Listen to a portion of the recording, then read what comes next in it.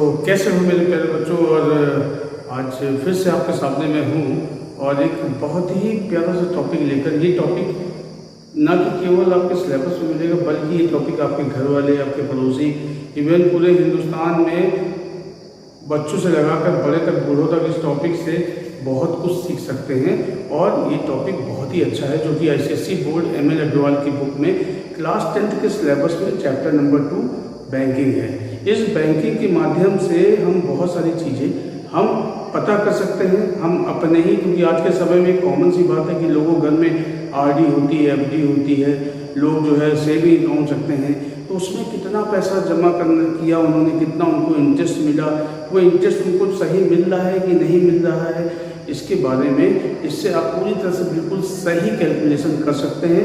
तो ये चैप्टर है बैंकिंग क्लास 10th का, लेकिन इसका उपयोग पूरे भारतवर्ष में हर एक नागरिक कर सकता है। Not only in India but also out of the country person इसको क्या कर सकते हैं, इसको इस्तेमाल कर सकते हैं। तो चलिए शुरू करते हैं। बैंकिंग चैप्टर है और बैंकिंग के बारे में हम आज बात करेंगे और बताएंगे कैसे हम उसमें कैलकुलेशन करते हैं और कैसे कैलकुलेशन कर सकते हैं। तो चलिए, ये रहा बैंकिंग के बारे में कुछ बातें।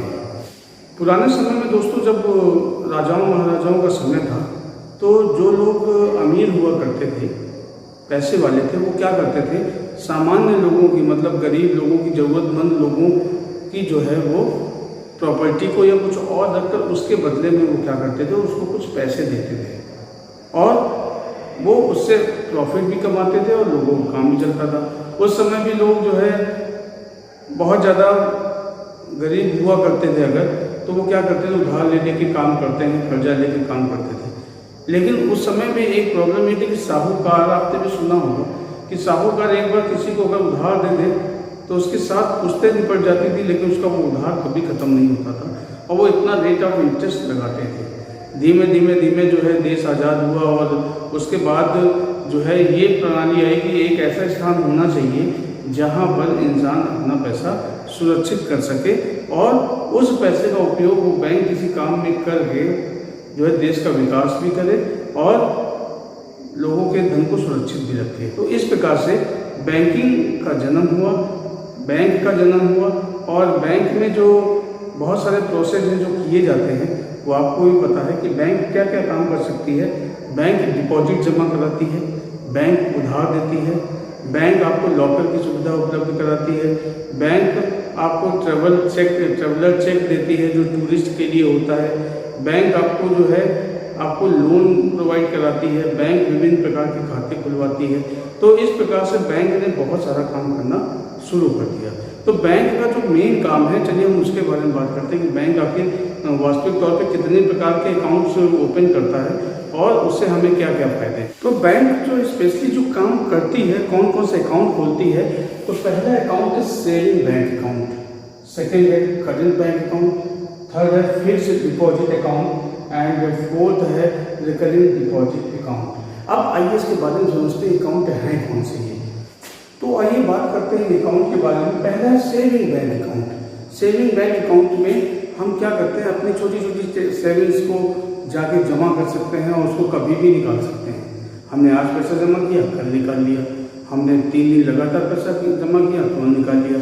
तो ये छोटे बचत के लिए ये अकाउंट होता है, जो कि जिसमें आप छोटी छोटी रकम जो बचाते हैं उसको आप जमा कर सकते हैं। महीने में आप उसको जमा कर दिए, जब चाहे तब निकाल लीजिए। करेंट बैंक अकाउंट, इसमें जो सेविंग बैंक अकाउंट में जो ब्याज मिलता है वो थोड़ा सा कम होता है। करेंट बैंक अकाउंट ये किसके लिए होता है, बिजनेसमैन लोगों के लिए। बिजनेसमैन जो है उनको रोज बहुत सारे पैसे हजारों लाखों में देने पड़ते हैं, लेने पड़ते हैं। तो उसके लिए उन्होंने क्या कहा बैंक ने कि भाई हम रोज सेविंग में आपको मर्ज नहीं कर सकते, बच्चा करिए आप एक अलग से अकाउंट खुलाइए।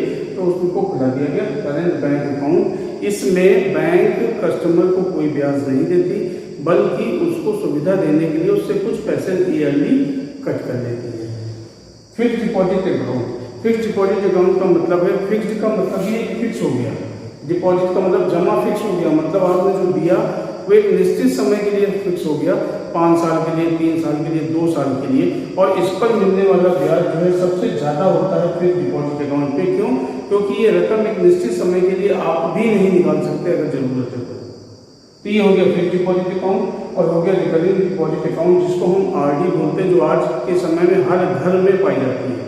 हर घर में लोग आरडी खुलाते हैं, जरूर खुलाते हैं।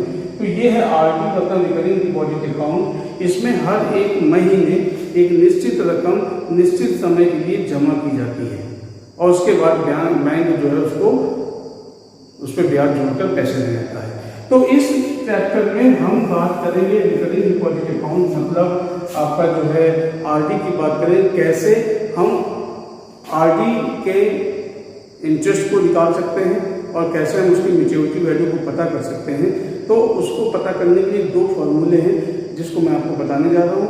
अब यहाँ से कैलकुलेशन को ध्यान से सीखिएगा और इसको जरूरी नहीं कि क्लास 10 के स्टूडेंट सीखे, इसको कोई भी पूरे भारत में पूरी दुनिया में कोई भी सीख सकता है, क्योंकि वो आरडी खुलवाता ही है, वो कैलकुलेशन उसको करनी है तो वो पता कर सकता है कि उसको आरडी में कितना पैसा मिल रहा है और उसको इंटरेस्ट कितना मिल रहा है। तो चलिए शुरू करते हैं, लेकिन कैलकुलेशन शुरू करने से पहले अगर चैनल को सब्सक्राइब नहीं किया तो कर दीजिए और बेल आइकन को जरूर दबा दीजिए। तो अपनी आरडी में हमको कैलकुलेशन करने के लिए जिन दो फार्मूलों की जरूरत पड़ती है वो फार्मूले ये हैं। पहला है I = P × n+1 upon 2 × 12 × R upon 100। अब यहाँ पर I क्या है? I है इंटरेस्ट। इंटरेस्ट का मतलब कि जितने समय के लिए जमा किया उसमें कितना ब्याज मिलेगा। P for principal, principal means कितना मूलधन उसने जमा किया है उसमें, और n होगा टाइम में। बस यहाँ पे इस बात का ध्यान रखना है कि टाइम जो होगा वो मंथ में निकालेंगे। जैसे 1 ईयर के लिए अगर डिपॉजिट किया है तो 12 मंथ हो जाएगा। रेट ऑफ इंटरेस्ट, जितने रेट ऑफ इंटरेस्ट से जमा किया है, इस फॉर्मूले का यूज करके हम इंटरेस्ट निकालेंगे और इंटरेस्ट को निकालने के बाद में हम फार्मूला अप्लाई कर देंगे मैच्योरिटी वैल्यू, जिसको हम MV बोलते हैं। Maturity value is equal principal × time plus interest, मतलब P × n+I। और जब इस पे लगा देंगे आप तो आप यहाँ पर देखेंगे कि जो है ये बड़ी आसानी से जो है आपका कैलकुलेशन निकल जाएगा। इस फॉर्मूले से निकल जाएगा कि आप जितने भी समय के लिए पैसा जमा कर रहे हैं उसमें कितना इंटरेस्ट आपको मिलेगा और आपकी मैच्योरिटी वैल्यू कितनी होगी। तो चलिए इस फॉर्मूले को हम समझते हैं कि कैसे हमको अप्लाई करना है इन दोनों फॉर्मूले, और कैसे इससे हम निकाल सकते हैं कि इंटरेस्ट और ये हमारा जो है मैच्योरिटी वैल्यू कैसे आएगा। तो सबसे पहले हम क्या करेंगे, आप ऐसे मान के चलिए कि आपने एक बैंक में आरडी खोली और आरडी कितने की खोली, आपने 2000 रुपये महीने की आरडी खोली, तो आपका जो प्रिंसिपल हो गया वो 2000 रुपये हो गया। इस आरडी पर आपने जो टाइम दिया वो 2 साल का दिया, जो कि मंथ में बदल कर कितना हो गया, 24 मंथ हो गया। ठीक है, 24 मंथ हो गया। रेट ऑफ इंटरेस्ट जो आपको मिला वो 6% मिला। तो अगर इंटरेस्ट निकालना है आपको तो I = P की जगह रख दीजिए 2000 × n की जगह रख दीजिए 24 × 24 + 1 अपॉन 2 × 12 × R है 6 अपॉन 100। तो ये 2 0 तो इससे कैंसिल हो गए और 12 × 24, 2 से 2 भी कैंसिल हो गया। तो यहाँ बचा कितना, यहाँ बचा 20 × ये हुआ 25 6 150। तो इंटरेस्ट कितना मिला, 3000 रुपीज आपको इंटरेस्ट मिला 2 साल में, अगर आपकी आरडी 2000 रुपये की है तो अब निकालना हमने मैच्योरिटी वैल्यू, इंटरेस्ट निकाल दिया, मैच्योरिटी वैल्यू निकालना है। तो मैच्योरिटी वैल्यू के लिए थोड़ा सा इसको देखिए कैसे, बहुत आसान काम है। Maturity value is equal 2000 rupees उसने डिपॉजिट किया, कितने समय के लिए, 2 ईयर्स मतलब 24 मंथ के लिए, और इंटरेस्ट कितना मिला उसको, 3000 रुपीज। ये फॉर्मूला हो गया MV = P × n+I। ये हो गया 48,000 जो आपने जमा किया था, और 3000 हो गया जो आपको इंटरेस्ट मिला, तो कितना हो गया, ₹51,000। तो ये टोटल रकम आपको मिली। अब कोई दाएं बाएं नहीं कर सकता है आपसे, आपको अगर पैसा मिला तो भी आप पता लगा सकते हैं। तो ये एक तरीका था, मैंने आपको एग्जांपल बताया कैसे आप इसको सॉल्व कर सकते हैं। बाकी जो पढ़ने वाले बच्चे हैं ICSE बोर्ड के, वो एक्सरसाइज को सॉल्व करें। बाकी जो लोग पढ़ते नहीं हैं वो कहीं पैसे वैसे जमा करते तो अपनी कैलकुलेशन के लिए इसका इस्तेमाल करें। तो ये पार्ट 1 है जिसमें मैंने आपको बैंकिंग का कॉन्सेप्ट दिया है, बैंक क्या क्या काम करती है मैंने आपको ये बताया है। बैंक में इंटरेस्ट और इसको मैच्योरिटी वैल्यू को निकालने के लिए फॉर्मूला क्या है ये बताया है, और बैंक कौन कौन से अकाउंट खोलती है ये बताया है। तो ये पार्ट 1 है बैंकिंग का।